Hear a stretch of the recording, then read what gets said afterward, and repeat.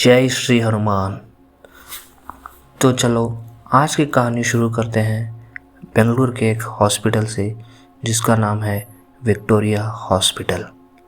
कहते हैं यहाँ पे हर रोज़ कुछ न कुछ रात को आवाज़ सुनाई देती है। तो बेंगलुरु के विक्टोरिया हॉस्पिटल की लोग दिन में एक आम सरकारी हॉस्पिटल की तरह देखते हैं। भीड़, शोर, मरीज, स्ट्रेचर, एम्बुलेंस, सब कुछ उसी तरह चलता रहता है। लेकिन रात के 12 के बाद यहाँ की हवा में एक अजीब ठंडक उतर जाती है। ये ठंड मौसम की नहीं होती, ये उस सन्नाटे की होती है जिसमें कई आवाज़ छुपी रहती है जो हमेशा इंसान की नहीं होती। बेंगलुरु में विक्टोरिया हॉस्पिटल की रात वैसे भी शांत रहती है, पर 2019 की एक ठंड नवंबर की रात एक नर्स रेखा की ज़िंदगी बदलने वाली थी। रेखा 3 साल से नाइट शिफ्ट कर रही थी। सबकी नज़र में वो काम थी, पर उसके बारे में एक बात मशहूर भी थी कि वो किसी भी वार्ड में अकेले जाने से नहीं डरती थी। लेकिन हर हिम्मत की एक लिमिट होती है। विक्टोरिया हॉस्पिटल का पुराना सर्जिकल ब्लॉक उस समय रिनोवेशन में था। रिनोवेशन के कारण कुछ वार्ड्स खाली पड़े थे, जैसे वार्ड 9B जो पिछले 6 महीने से बंद था। रेखा को हमेशा लगता था कि वार्ड 9B अजीब है। वहाँ अंधेरा थोड़ा ज़्यादा लगता था, सीलिंग फैंस रस्टेड थे और पुरानी फाइल रैक्स पर धूल पड़ी रहती थी। पर ऑफिशियली वार्ड में कोई एक्टिविटी नहीं थी। सिक्योरिटी भी रेयरली उस तरफ जाता था। उसी रात रेखा को अचानक मैट्रन ने कहा, रेखा प्लीज़ आप उसकी फ़ाइल लेके आइए जो वार्ड 9B में पड़ी है। रेखा के चेहरे पर हल्की सी झिझक आई। मैम, वार्ड 9B वो तो कई सालों से बंद है ना? मैट्रन ने कैजुअली कहा। हाँ, लेकिन एडमिन रूम खुला पड़ा है, आप जाके फाइल लेके आइए, वहाँ पे ऐसा कुछ भी नहीं है। लेकिन रेखा ने सिर हिलाया, पर रेखा के मन में बेचैनी थी। रात के करीब 1:10 बजे रेखा टॉर्च लेकर वार्ड 9B की तरफ चली। हॉल में ट्यूबलाइट्स आधी जल रही थी, आधी टिमटिमा रही थी। वार्ड 9B के गेट का ताला खुला हुआ था, जैसे किसी ने हाल ही में खोला हो। रेखा ने सोचा शायद एडमिन वाले भूल गए होंगे। अंदर अंधेरा था, पर गंध की वही पुरानी थी, पुरानी दवाई, फिनाइल और सीलिंग। वही रैक्स की ओर बढ़ी, तभी पीछे से आवाज़ आई, सिस्टर बैंडेज चेंज कर दीजिए। रेखा एकदम चौंक गई। उसने तुरंत टॉर्च पीछे फेरी, लेकिन वहाँ पे कोई नहीं था। सिर्फ पुरानी स्ट्रेचर्स और एम्प्टी बेड्स पड़े हुए थे। उसने खुद समझाया शायद कॉरिडोर से आया होगा, पर वार्ड 9B का कॉरिडोर फ्लोर 2 फ्लोर नीचे था। रैक्स के बीच रेखा को फाइल मिली, 9B bound cases October to November. लेकिन फाइल कुछ गीली थी, जैसे किसी ने इसे पानी या कुछ लिक्विड में रखा हो। उसने क्यूरियोसिटी में पहला पन्ना पलटा। पहला नाम था पेशेंट 42 नदीम खान, उम्र 27, एडमिटेड 11 मार्च, और उसका स्टेटस था लेफ्ट अगेंस्ट मेडिकल एडवाइस। रेखा को ये अजीब लगा, एक पेशेंट की फाइल इस तरह अलग क्यों रखी गई है? और नीचे रेड इंक में एक लाइन लिखी थी, never shift alone, night duty staff be careful. Rekha ने बोही चढ़ाई, हॉस्पिटल फाइल में ऐसी वार्निंग नहीं होती। तभी उसे महसूस हुआ कि पीछे कोई खड़ा है। टॉर्च की रोशनी में उसने पीछे देखा, फिर भी कोई नहीं था। लेकिन हवा अचानक ठंडी हो गई थी। रेखा ने सोचा कि अगर कोई अंदर आया है तो CCTV में दिखेगा।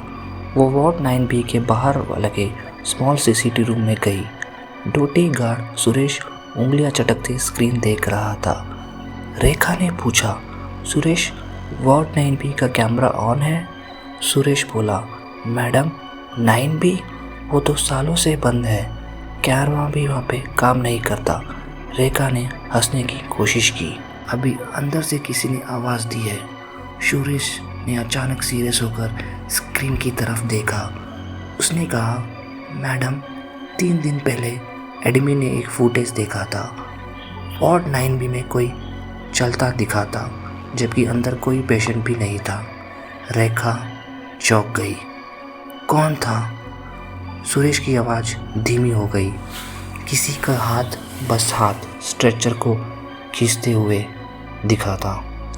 रेखा फाइल वापस वार्ड में लेकर आई, कॉन्फिडेंस के साथ, ताकि उसे खुद भी डर ना लगे। लेकिन जैसे ही उसने आखिरी पन्ना खोला, उसे शॉक लगा। नीचे नोट में लिखा था, patient 42 went missing, last seen tracking his IV stand alone after midnight. और पेज के कोने पर हल्का सा खून लगा था, सूखा हुआ। रेखा फाइल बंद करने ही वाली थी कि उसके पैरों में कुछ हुआ। उसने टॉर्च नीचे की, शायद कोई बिल्ली होगी करके वो समझने लगी। नहीं, फ्लोर पर ब्लड ड्रिप बना हुआ ट्रायल था जो रैक्स के अंदर की तरफ जा रहा था। और ट्रायल अभी अभी बना था, वो भी बिल्कुल ताज़ा। रेखा जम गई। वार्ड तो बंद था, फिर ये ट्रायल किसका? रेखा धीरे धीरे पीछे हटने लगी। दिल इतनी तेज़ धड़क रहा था कि उसने अपनी हार्ट बीट कानों में सुनाई दे रही थी। उसी समय कमरे के कोने से गरनी व्हील्स की बहुत धीमी आवाज़ आई, वही स्ट्रेचर्स वाली धातु की खरखराहट। रेखा ने कदम रोके, टॉर्च की रोशनी कॉर्नर पे गई और उसे लगा कि कोई स्ट्रेचर खुद ब खुद धीरे धीरे बाहर आ रहा था। पहियों पर जमी धूल उसकी गति बता रही थी। वो महीनों बाद चल रही थी। स्ट्रेचर के ऊपर कोई नहीं था, पर उसके एक कोने पर एक खून से भरा हुआ पुराना बैंडेज लटका हुआ था। और अचानक वार्ड की खिड़की खुद खुल गई। अंदर की हवा तेज हो गई और आवाज़ आई, सिस्टर, फाइल मत ले जाओ, मेरी एंट्री इनकम्प्लीट है। जैसे ही आवाज़ सुनी, रेखा फाइल छोड़कर वहाँ से भाग निकली। पैर कांप रहे थे, सांस अटक रही थी। वार्ड 9B का गेट उसने धक्का देकर बंद किया और बिना पीछे देखे मेन कॉरिडोर तक पहुँच गई। गार्ड सुरेश ने उसे देखा और पूछा, मैडम आप ठीक हो? रेखा ने सिर्फ इतना कहा, वार्ड 9B को लॉक कर दो और की मत देना किसी को भी। एडमिन ने नेक्स्ट मॉर्निंग पूरा वार्ड चेक किया, कोई भी ट्रेल नहीं मिला, कोई स्ट्रेचर भी मूव नहीं हुई थी, बंद खिड़कियां भी नॉर्मल थी। सिर्फ एक चीज़ मिसिंग थी, पेशेंट 42 की फाइल, और वो दोबारा कभी नहीं मिली। ना वार्ड में, ना CCTV में, ना रूम में, ना रिकॉर्ड या ना ही ऑफिस में।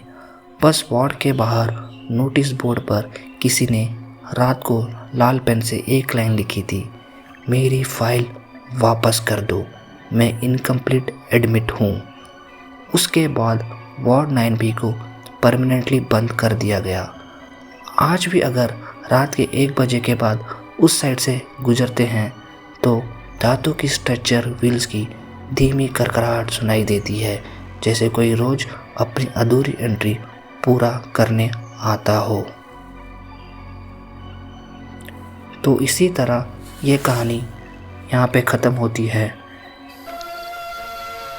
तो आप भी इसी तरह हर एक रोज़ नई नई कहानियाँ सुनना चाहते हैं तो प्लीज़ कमेंट्स में आपकी स्टोरी लिखिए, और आपने कुछ महसूस किया तो प्लीज़ मेरे साथ शेयर कीजिए। और इसी तरह कहानी के लिए please watch my channel and subscribe, share and like the videos. Thank you.